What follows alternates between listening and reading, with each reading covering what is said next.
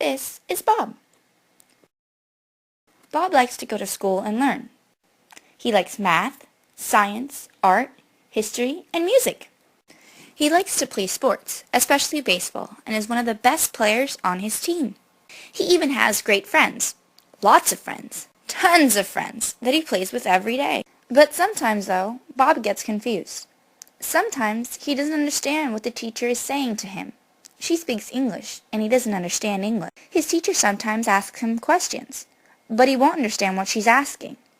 So she just gives up on him and walks away, even though Bob might sometimes know the answer. This is what happens with many students in the school system. They fall through the cracks because they can't pick up the English language and use it to demonstrate their knowledge. Today, we want to highlight to you that just because an ELL student can't tell you the answer, it doesn't mean that they don't know it. Did you know that basic interpersonal communication skills take 6 months to 2 years to develop after a student's arrival in the U.S.? And that's just the day-to-day language needed to interact socially with other people. English language learners employ basic interpersonal communication skills when they are on the playground, in the lunchroom, on the school bus, at parties, playing sports, and talking on the telephone. They occur in a meaningful social context and are not very demanding cognitively. Cognitive academic language proficiency takes even longer, 5 to 7 years to acquire, and refers to formal academic learning.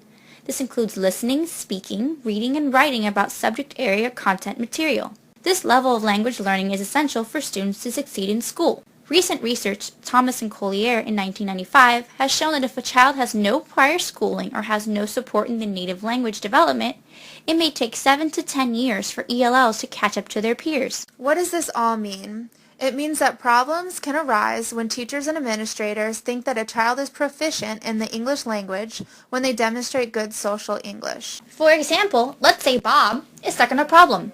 The students were just reading a story about a girl cooking a meal, and the teacher asked a question about where the character found the kettle.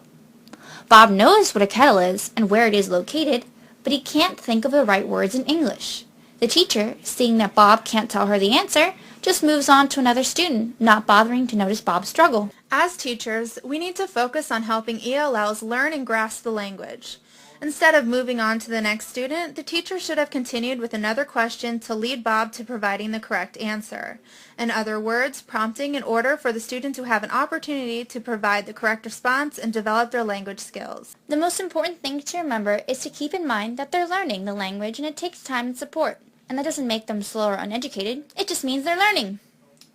So be a good teacher. Don't forget about Bob. Help him.